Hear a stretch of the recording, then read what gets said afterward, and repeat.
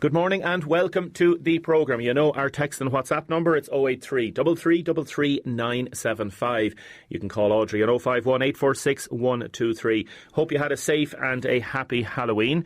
Eddie, Donal, Seamus, safe and happy Halloween? Yep, yes, trick-or-treating, no? Nice, scary. Lots of trick-or-treating. Stuffed after lots of chocolates and jellies after Aaron came back. I was just talking to somebody there that, do you know the way maybe it's elderly people, I don't know, but we used to do it actually at home sometimes. You get a chocolate bar and it's out of date, and you'd give it to somebody in the trick-or-treat. It's an awful thing to do, isn't it? Yeah. If somebody got loads of stuff that's out of date. Now, if it's only a month out of date, or it might be too bad, but if something like 2 years out of date, you really shouldn't be giving it to somebody. Yeah, especially there's a few worse things than that happening. We've got Seamus Dunphy here. Seamus, tell us about yourself, Seamus, as a publican. I'm Seamus Dunphy. I'm owner of the Casbar in Waterford, O'Donoghue's and Kilmeaden, the Sweet Bar, Maisie's, and the Cove Bar on the Dunmore Road here. Fair play to you. And we've got Donal here, Donal O'Brien, managing in the Reg. Yeah, we're open 6 years next week. Is it really? It's been a fast 6 years, and previous to that I was up in John Street with the Tweedy group of bars. We had a number of bars and a couple of nightclubs, and would have worked closely with Seamus and the lads up there. So both of you know the scene very well around the city and county. You got Eddie Mulligan. Eddie, you're not running a bar yet yourself? No, not yet, but I suppose the connection would be I'd be the founder of the Purple Flag initiative, very heavily involved in the Safe City initiative, and very much on the ground, I suppose, trying to fight the drugs and the antisocial behaviour in the city. Best of luck with your recovery. You know you had a knee operation there. You're on Thanks one crutch, so you're not flying out for Ballycunner at the weekend, but maybe after Christmas. We're going to be talking about drugs. We're going to be talking about a big meeting that took place earlier this week in connection with the Purple Flag and Publicans across city and county.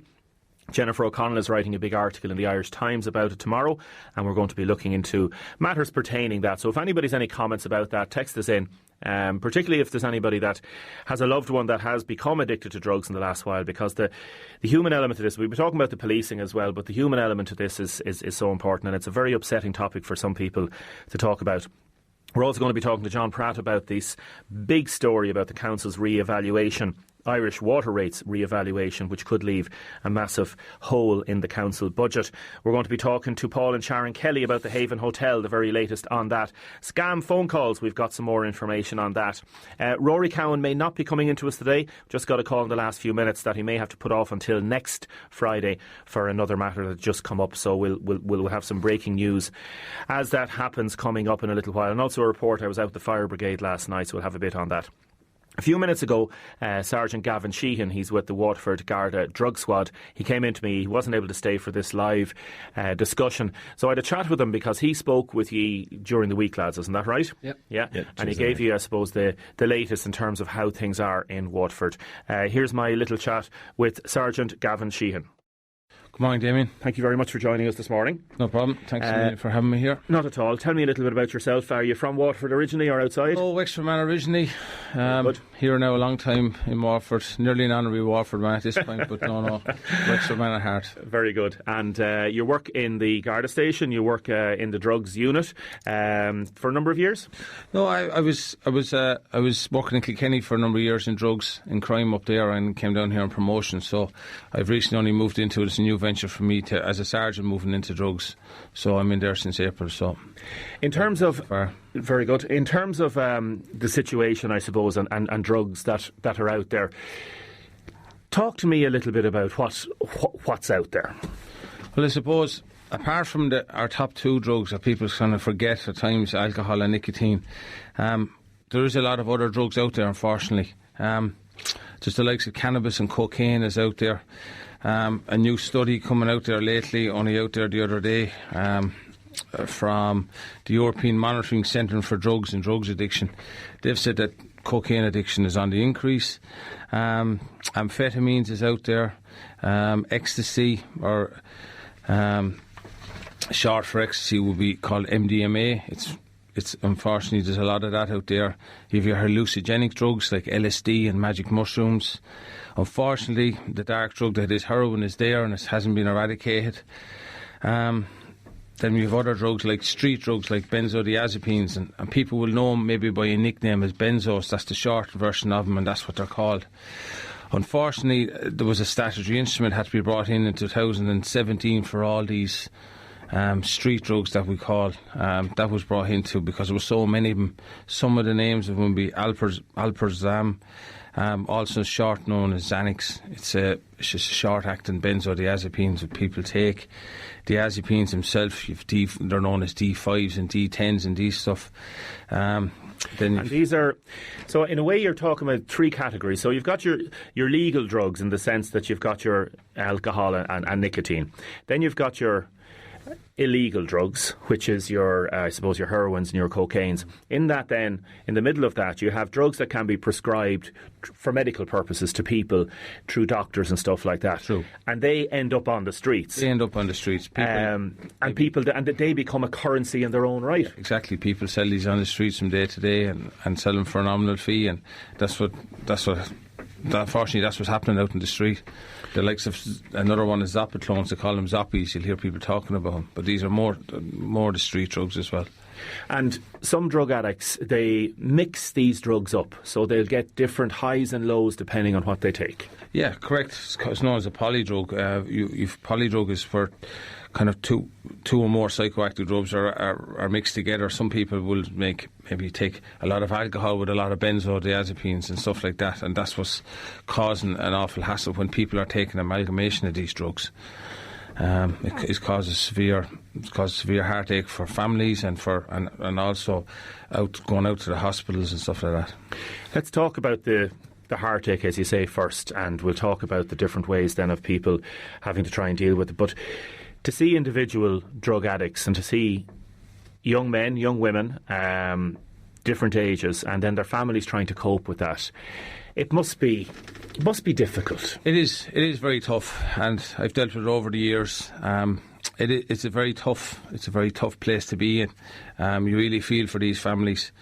The first thing I will say is that An Garda Síochána is there to help in any way at all. Call up to the Garda station, pick up the phone call, ring my office. It's the number here is 051 305 327. Ring it.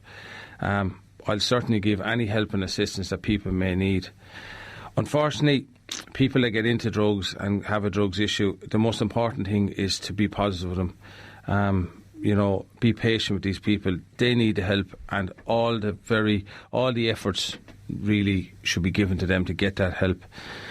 I've seen it has terrible effects on families, family situation at home. I suppose you have parents and partners and spouses. They kind of doubt their ability that they can actually do this job anymore, be a good parent or be a good spouse. And I suppose it's very important that they get the necessary help that's there available for them. Don't be afraid to go down to your local GP, look for assistance, look for help. Your local drugs counsellor in the area, whatever it may be, to get that help. A very good support service that I have used in the past is www.fsn.ie. It's a family support network. FSN.ie. Family support network. Yeah, they're really excellent. They're based in Dublin, their head office in Dublin, but they have a network of family groups throughout of Ireland. So they have some down here in Waterford, they're out in Larchville and stuff. And these family groups, I suppose, they've assisted families sort of to hold their heads up again because of maybe the perceived shame and the embarrassment of their loved ones, their daughters, their sons, whoever taking drugs, that they can get back into the community again. You have... And that's the human side of things. Then we have the criminal side of things, where unfortunately people that are addicted to drugs, some of them will engage in criminal behaviour to feed their habit. Correct. And that's the other aspect of policing that has to be dealt with. That's something that I deal with on a daily basis, the criminal justice aspect of it. It's something we do as law officers, and it's something we will continue to do into the future. But just one new programme that's been implemented, I suppose, is the Reducing Harm, Support and Recovery. It's the health-led approach to drug and alcohol abuse in Ireland that maybe not too many people might know about. It was brought in 2017 and it's going to 2025. So all this is really is a health-led approach. It's a person-centred approach to drug and alcohol problems in Ireland, where maybe compassionate approach to drug abuse is being treated as a health issue rather than a criminal justice issue. And we're trying to, with our partners in this, the HSE, we're trying to maybe move people away from the criminal justice system get them into these drug and alcohol centres to give them the help they need so they can get back into the community. I know Jennifer O'Connell is doing a big piece in the Irish Times tomorrow, and you had a big meeting with publicans during the week talking about, I suppose, issues in Waterford and stuff.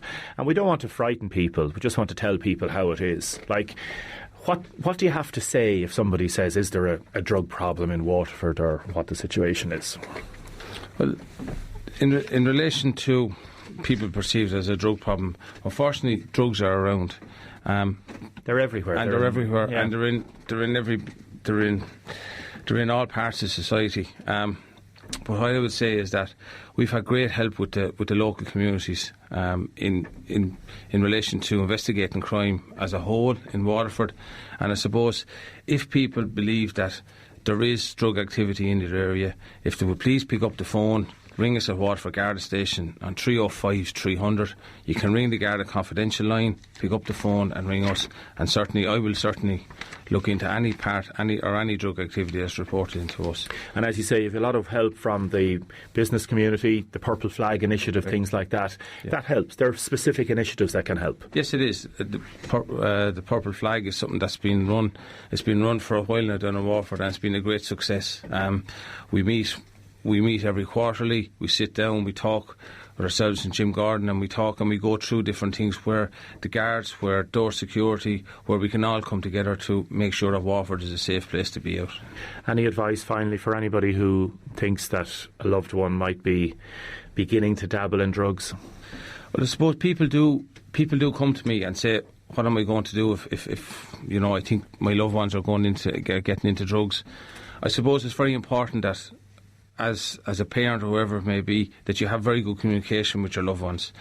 Be able to sit down, be able to talk to them, have an interest in their activities. If they're good at camogie, they're good at hurling, whatever it may be, go to their matches, enjoy, have an interest in what they're doing.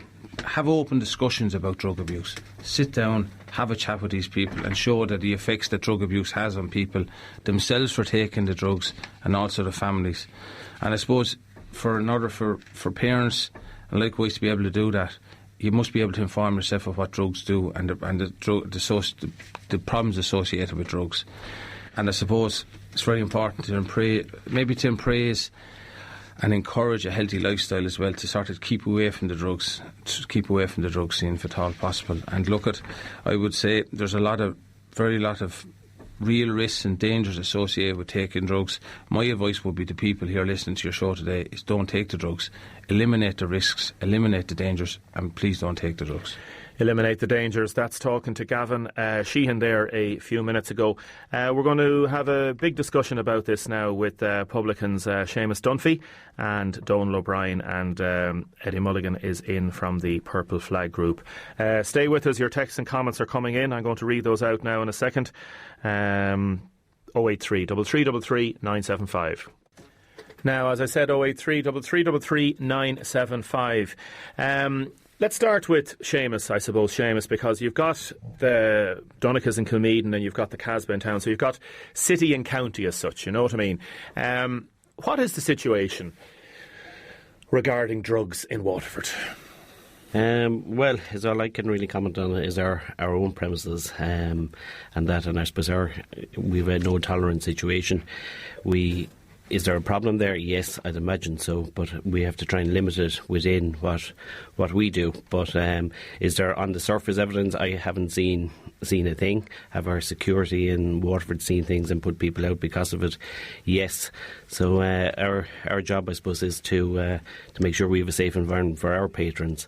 So we don't, it's commonly known that there is a problem out there, but we just kind of try and keep on top of it, doing what we can do, and have no incidents within our premises, and just communicate that with all the other venues that are around the place and with the guards and that as well.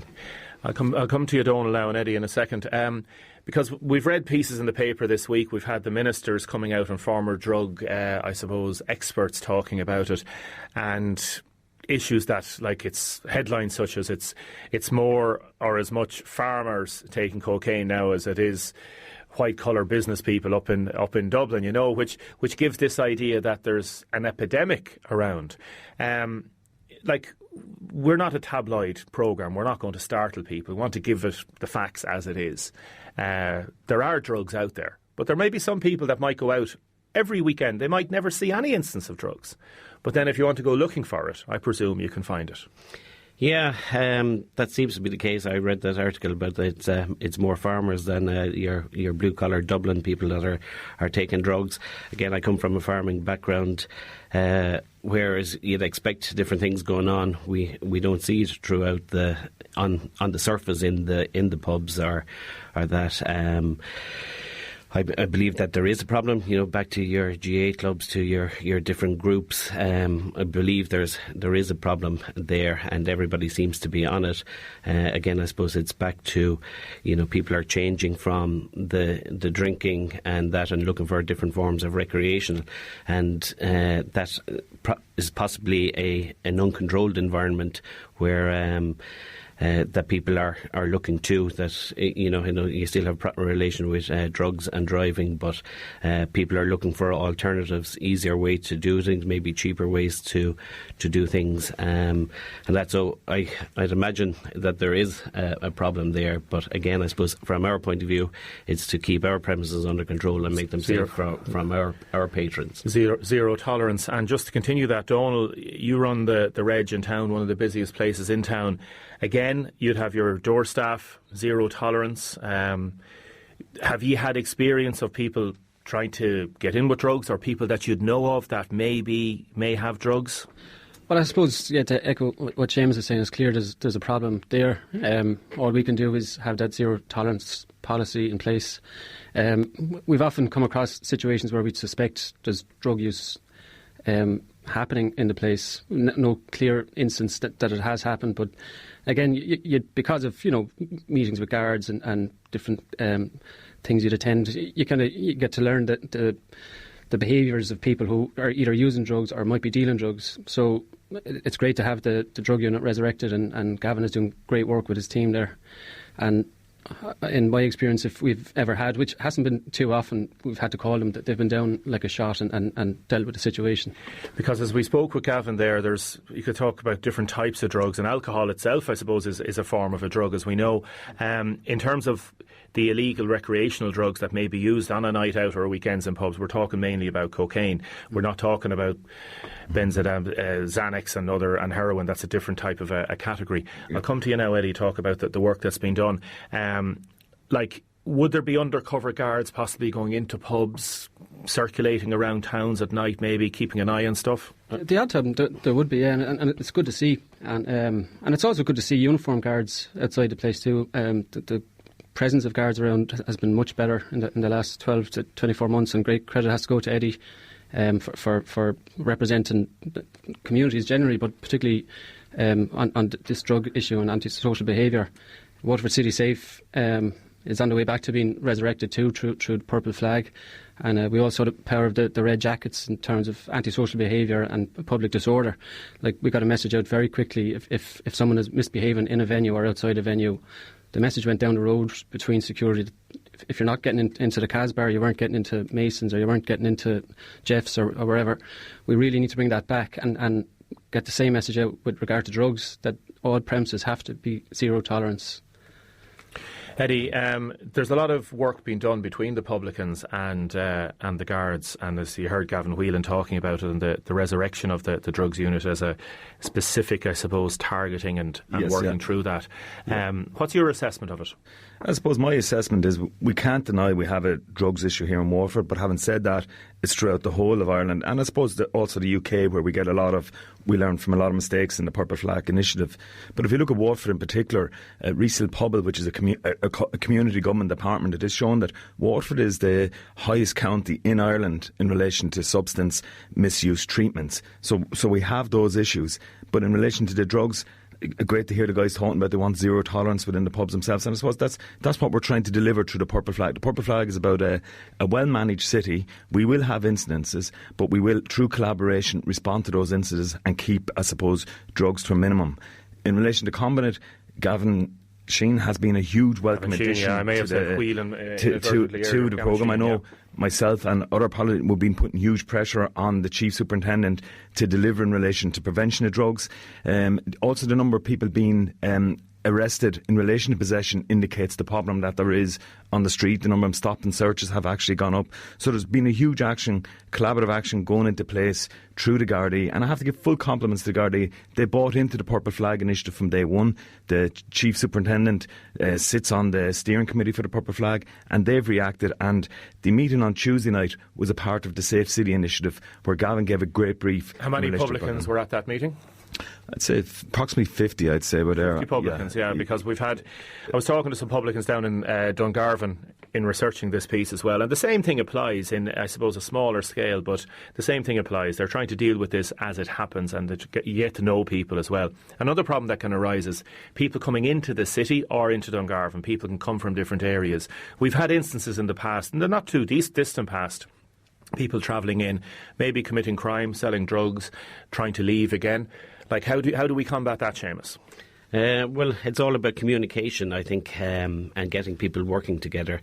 And in fairness to Eddie and Maureen Fitzsimons and Laura Power and Nick Donnelly, I think were the people that brought on the Purple Bag, and especially Eddie to drive that. And it was getting everybody to buy in. They were out on all types of weather to learn about the Purple flag that was running in Dublin, and then to sell it to us, and then to get the buy-in from everybody. So I think it's all about communication. Letting Eddie is down for a cup of coffee a couple of times a week. We have a general talk about it. Some of the guards are in. On a practical basis, then, your bouncers see somebody or somebody's, they recognise something. They'll contact the other bouncers in the other pubs. They contact the guards. It has to be a swift response sometimes. That's how it used to work, and worked very well, but it's kind of fallen by the wayside a bit, and I think that's what we're... But I could give a recent example, Damon, and I know Seamus might, but Seamus's manager, I don't know if we want to mention by name, quite recent, there was an incident in town where we had two guys in from Cork on the lash for the day, assaulted a number of individuals, was caught on CCTV by their pub. Their vigilant manager realised that people were involved, contacted the guards, got the guard on. We now have good Garda presence on the ground at night time and during the daytime. Contacted it's actually the sergeant involved, who's now an inspector, but they managed to look for this guy within, I suppose, the reams of the City Safe network. And it was actually, James might take it over. And that was all to do with communication. I suppose Alan is versed on going to all the City Safe or the Purple Flag meetings. Again, regular communications with the guards, with the stakeholders that are involved in it.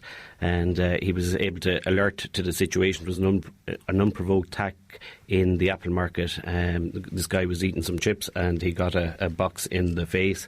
They later went down to the end of John's Lane and assaulted somebody down there. So the guards were notified, the people were gone. Alan was able to check back on our security footage. They were after changing their shirts, and they passed down. Alan said, "I think that's them." The guard said, "No, I don't think it is." He was able to check on the cameras. They were after changing their clothes. Again, back down to Rapid Cabs. They went to Rapid Cabs' direction. Rapid Cabs, who were part of the Purple Flag, told them that I think they're after getting on the bus to Cork. And lo and behold, the guards were able to take him off the bus and they followed the bus. Deal with him. I don't know what the end result was. But they took them off the bus and were able to do this. Stopped at only for that city centre collaboration through nights. Those two guys would have been gone, done and dusted, back to Cork, never to have been made pay for the assault crimes they committed here in Waterford City. So, but there is very few of those attacks or whatever going on in Waterford, and I think it's because of a lot of the Purple Flag and just the communication with people in general and being able to stop it out. And there's another group of people we have to mention. They're very, very important. Is taxi men. You've mentioned Rapid Cabs there. Taxi men and women. Completely. Very, very important for the Purple Flag. Like, we didn't have enough space and time to get everybody into this panel, but we're going to talk to them again. But the taxi drivers do a great bit of work as well. Absolutely. And Eric O'Brien is chair of the Purple Flag working group. Yes. And it's great to have somebody who's a key player in the nighttime economy that's working Because they can be your eyes and ears for a lot of people, and it's about communication and honesty and just... The Purple Flag is about getting people in safely and getting them home safely, and we all try to do that. From a publican point of view, we know the Casbah and that, and Davy Max, we know a lot of our patrons coming in. We know where they may be trying to get to. If one person have a little too much drink or whatever, that we can mind people, look after them and get them into a taxi, or Rapid Cabs have a great initiative with the students and that as well. So lots of positives. And just talking to the students also fit into the Purple Flag initiative. I know they were covered in relation to the Drugs Talk on Tuesday, but the students through the student unions have their part to play. The president sits on the steering committee for the Purple Flag, and also they brought forward the Ask for Angela campaign, which gained national recognition, but it actually originated here in Waterford through the student union within the Purple Flag initiative. And there is a number of people who, through modern day dating apps, are in pubs where they want to get out of a situation quickly, and the Ask for Angela actually works. I suppose I know of 3 incidents from publicans that fed into me where they've assisted people needed to get out of a situation. Texter from Lismore, and again this affects villages as well as the city and Dungarvan and Tramore. Damien, I'm told that children on drugs around the county who get into debt and can't pay their drug dealers back, are pinpointing houses that are empty in the localities that these drug suppliers can then rob as payment for these drugs. It makes sense. How many times have people said, I was only gone an hour and the house was robbed? So it does spread far and wide, and we heard about the issue that Gavin spoke about, the human cost of this and people being on drugs and the families affected by it, and it's horrendous. It's horrendous. And then you have the criminality thing. And then at the top of the chain of this drug supply are the gangs. So there's somebody importing the drugs, somebody distributing the drugs. And to get at that, I presume, is really difficult. Yeah, Damien, what I would say is, thank God the gang situation is not as bad here in Waterford as it is in some other counties. But we have elements who are organised in distributing drugs. But I have to give my joint policing committee hat on. Over the last 2 years, we would have been raising issues in relation to drugs. Possession was going up, but so we put huge pressure on the guards in relation to tackling the gangs who were distributing. And everyone would have seen in the media, particularly over the last 4 weeks, there's been massive seizures locally. Since Gavin has gone in, there's been huge work going in. But I know through information coming in at the moment that we know where there's 2 dealers, but to get the resources to put surveillance into place for the guards to actually keep that dealer under observation and hit them when they have the stash or hit them when their new supplies coming in can take a lot of resources. So and overtime has been cut back in the guards completely. So that's causing huge 24-hour surveillance is probably out the window. Yeah, 20. But I have to give credit. I'm not here, I suppose, to defend the guards, but working closely with them insofar as I meet them nearly every week in relation to city centre issues, I have to give full credit to a number of guards, including Gavin and including the community sergeant, that they actually go above and beyond without overtime to make, like, they live in Waterford too and they want to make Waterford safe. But the good, I suppose, detections of late wouldn't be possible without the collaboration of the community. The communities within the housing estates, within the businesses, are feeding in huge confidential information, which has led to a lot of these, I suppose, seizures of late. A number of people texting in praising the work that's been done. The Apple Market looks great and it's very safe. Some people talking about the Casbah and the Reg, saying that happy for my daughter to frequent these premises. They're very efficient in dealing with undesirable people. I've witnessed it personally. Then there's another thing, obviously, then, that if you push the drug issue outside of the city centre, you're pushing it somewhere else. So you have the suburbs thing. So there's a man at the bottom of one of the housing estates, John Hearn, your colleague Eddie, says every night he's selling drugs. He's raised it with the community drugs people a number of times, and it's difficult to get something done. So obviously there's different areas where there could be more done. Mm-hmm. Exactly. That's all about the communication again. It's putting the heat, if John is identifying this, the day will come, people are not as familiar and as comfortable in the area that he's doing it. It will happen, and it's about moving it on. It's the same with the Ballyduff High Road Community Alert. It's all about people having their regular meetings. Small little bits of information, snippets of information will get that to but I would say, out there. And good to hear John ringing in there, but what I would say is that in relation to the guards, I find I've had good positive interactions. yes, there has been displacement from the city centre in relation to drug dealing and actually taking drugs. We've reacted that. We've got the guards involved. Without, in the Johns River area, for instance, there would have been a dealer moved in that area. There would have been a lot of concern. We got the guards down. We got them acting on it. Out quite close to where I live, we've had drug dealers operating in that area. We've managed to work with the community guards. We've managed to get them under, and we've managed to get action taken in that place. But what I would say to any public representative out there, it's about keeping the pressure on the guards to produce for them in their areas. And I think that is how we tackle it. But we won't do it without the support of the communities. You have to have the communities. We spoke with a lady during the week. I was up at her house and there was antisocial behaviour, no drugs involved in this, but a community group then saying that the difficulty is that if you expose some of the lads that are doing it, you're maybe called a rat. Then you've got that other problem. Donal. Yeah, well, I suppose look, myself and James are here talking as publicans. Yeah. We're our own little community in itself. But the fact is drugs are everywhere. We are a licensed business, and we do have the facilities to monitor and detect drug use. And you have the security and you have the cameras, exactly. And there's only so much we can do to affect the deeper drug problems, but we certainly collectively, if we get that message out through Waterford City Safe and through the premises that drugs are not acceptable in any bar or club in Waterford, that will quickly change behaviour. It won't get into the deeper issues, but it will change behaviour on a Wednesday night, on student night or a Saturday night.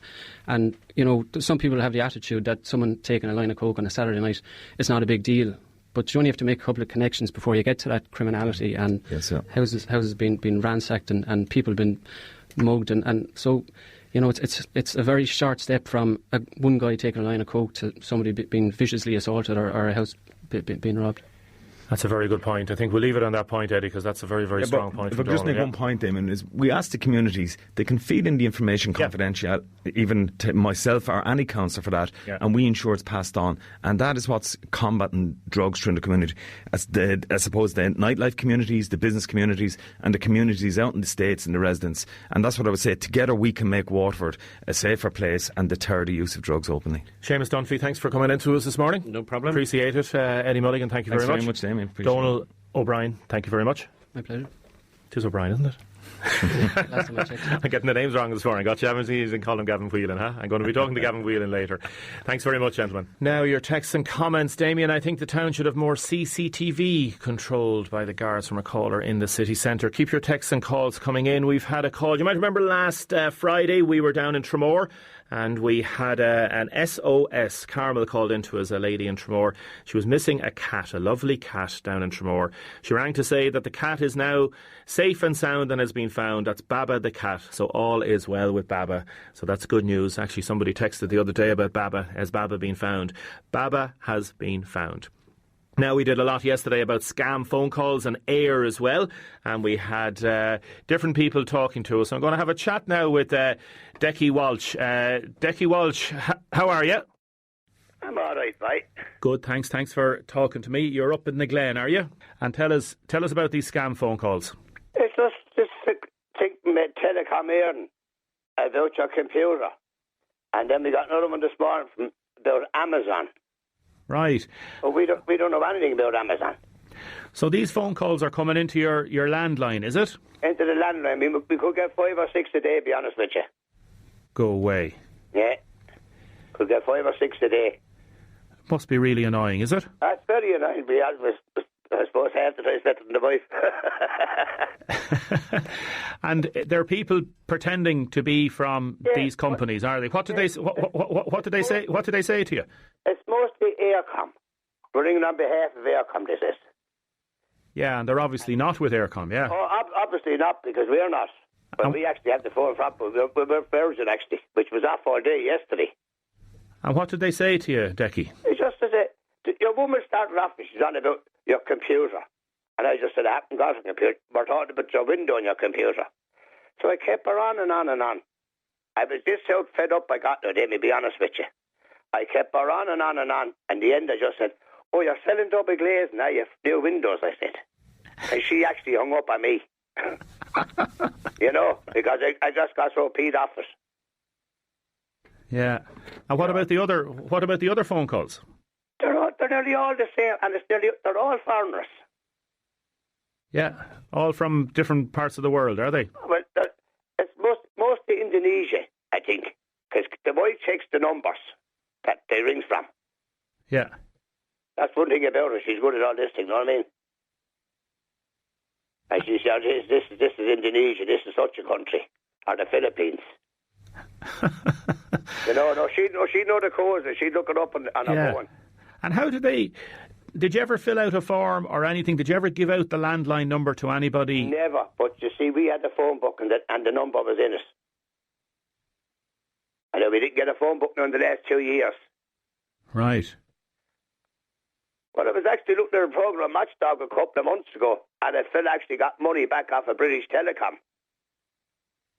Yeah. Because these fake phone calls were taking up so much of his time, and he was running the business from home. So you could get a few bob out of it, Jeff? I don't want a few bob. I just want to stop ringing me.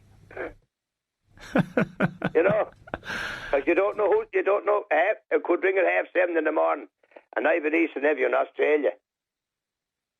And that's the time for ringing, like, you know what I mean? Yeah. And I could be saying, oh Christ, there's something wrong out there now, God forbid. Yeah. You know? And is there any way of changing your phone number? You don't want to do that either, I suppose. I don't want to change my phone. Anyone knows they have the phone number. Yeah. So how are you going to change it anyway, you know what I mean? And did you ever try ringing Air or whoever to ask him? And not be smart with you. I think we have a better chance of winning the All-Ireland now than getting to Air. To try to get a bit of sense out of them. On a serious note, though, how long is this going on for, Decky? This is going on. It must be 2 years, isn't it? 2 years, if not longer. Go away. Seriously, yeah. That's not right. I know it's not right, but who do you ring? Yeah. Who are you going to call Ghostbusters, as I've been saying, stupid? I know it's Halloween and all that. Thankfully, that ad is gone now, but who do you ring, yeah? No, I just said you were saying ring Ghostbusters. Who do you ring? Like, there's nobody you can ring, are you right? But I didn't know you see them, they're looking for the care number, what is it? They rang me one day. A couple of times saying they were from the bank. They rang me a couple of times then and they were saying they were from the bank. Right, and they wanted and your... the first four numbers was 4319. I didn't know everybody's number was the same, 4319. They wanted your account details, did they? Yeah. And thankfully you never gave out the details. I hadn't a clue anyway. She does all that.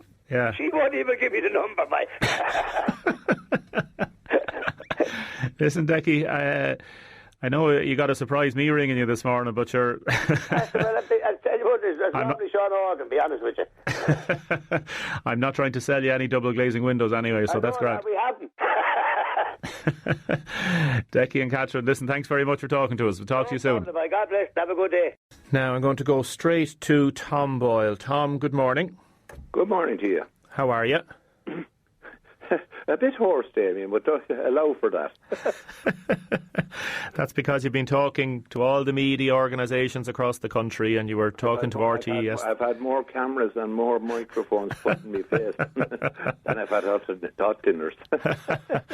You came across very well, fair play to you, and you deserve it. Thank you. Tell us about, how did you feel about all the stuff yesterday after getting your... I'll tell you straight up, I was elated. Elated? I was. Bad jeepers. When you achieve something at my age that you wanted all your life, it sort of sinks home. Yeah, you're one of Ireland's oldest full-time undergraduates. You got your degree at WIT. When were you born, Tom? 1937. Before the old World War II, huh? Indeed. Indeed, how very true. You don't remember the bombing of Campile or anything like that? I know you're a Wexford. Don't get me wrong, I didn't start it. And you weren't involved in the bombing of Campile or anything like that, remember that? Indeed, I wasn't. Yeah, very true, I wasn't. You're over in Wexford and you travelled over. Tell us about your timetable in terms of travelling over to WIT. Well, up at 6:10 in the morning, get a bit of a shower, shave, get out and get something to sustain me for a few hours anyway. And get down to the bus. Now, I'll have to mention here, Damien, if you don't mind, the rural transport. Without it, I couldn't have done it. Yes. I was collecting my bus at 7:30, over to WIT, arriving there around, 20 past 8, 8:30, and talked with my constituents, as the saying goes, and first class would probably be some mornings at 9:15. So you're living over in Ramsgrange, and you get the ferry over then from Ballyhack over the passage, is it? On the rural transport bus. Yeah. And only for that, Tom, this wouldn't have been possible. I'd have had to drive, and the cost would have been horrendous.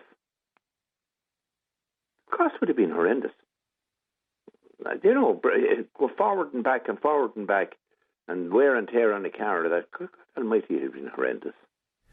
And did the pensioners of this country, Damien, don't have it everywhere. And was there ever any morning where Phyllis, your wife, would say to you, Tom, get back into bed, don't be worrying about that old silly books? No. I have to say, Damien, look, without her support, this whole thing wouldn't have happened. No, that's being honest. A determined Kilkenny woman.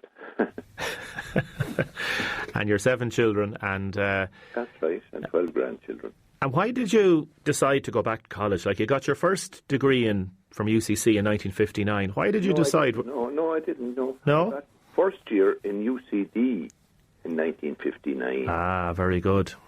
And it enabled me then that I could transfer it, believe it or not, even at this late stage, into WIT. And I took advantage of the situation, and God love WIT, they took advantage of it too, and they facilitated me in every way you could think. Every way. I can't speak highly enough about them. And did you get into the student life? Like, did you go out on rag week, and did you go mad crazy? No. Look, I got the bus back then at 5:00 in the evening, and various drop-offs along the way, back across the ferry and what have you. You know, there wasn't much time for the socialising end of it. Maybe I missed out on something. The student parties late at night, and God forgive you. And what about sitting in? At a point, I'd say I wasn't a party to that. And what about sitting in the classes? And did they get used to you in the college? And well, they were absolute. Look at the young people in the college, and I have to say, in fairness to the lecturers as well, they just accepted me as one of them. It was marvellous. It was, look, you couldn't write it. It was marvellous. I couldn't believe how kind the young people in particular were to me. God, they were mighty. Yeah. Like 82. I was glad to see them yesterday getting their degrees. I was delighted for them. Yeah. Like 82 years of age and getting a degree. Was there any chance you were going to fail any of the exams? No, you made sure you studied hard. I got 3 years to do it, and I got it in 3 years, so that's good enough for me, as the fella says at the moment. Originally, you know, Damien, I started out trying to do law, but I realised at the Easter of that year that law just wasn't for me. Right. And I always had a fierce interest in the Irish and the English too, to an extent, and that's what I opted for. Yeah, you did and your... WIT were prepared to take me on the arts thing because of the fact that I had passed first year arts in UCD. Way back in 1959, I might add. Did you still have the form, no? Or had they a list? I had it indeed, I had. I never knew if I'd ever make a use of it, but there you are. Where was it? Buried underneath a load of newspapers or books, or had you it in a file? No, we don't keep newspapers that much, but there would be certain bumps that hadn't seen the light of day for back. So you did your BA, your Bachelor of Arts Honours degree in English and Irish, and what would you have to say? You said you felt that you'd wish you'd done it 10 or 20 years ago. What would you have to say to somebody that's out there now, let's say in their 70s or whatever, and they're thinking... what I've said to a lot of them yesterday. Go on, yeah. If I can do it, anyone can do it. If I can do it, anyone can do it. Hello? Yeah, I can hear you loud and clear because it's just such an important message. It really, really is. If I can do it, anyone can do it. Yeah. And that's not That's not just hearsay. It's the fact of life. Anyone can do it. Yeah. Anyone can do it. And Willie Donnelly, I know the President, he praised you to that. He said you're an inspiration because education is a lifelong learning experience. It is, dear. It is indeed. And, you know, I drew on experiences from my life as I went along through the college course, and they proved useful in their own little way. They may have seemed not very useful at the time, but they were useful enough in little ways doing the degree. Yeah, they were. Okay. I was happy enough with it. Yeah. And did you get involved in any of these WhatsApp groups and all these technological things with fancy phones? I am the least technical person on the planet. I have a phone, Damien, and it has never made a text. It has never sent a text. That's the fact. Well, it needs somebody to type in the text before you'd have to send it, I suppose. Well, no, to tell you the truth, there's that too.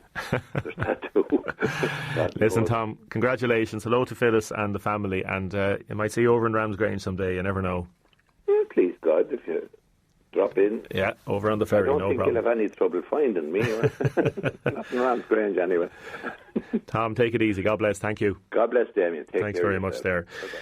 Tom Boyle there from Ramsgrange, 82 years of age. What an inspiration.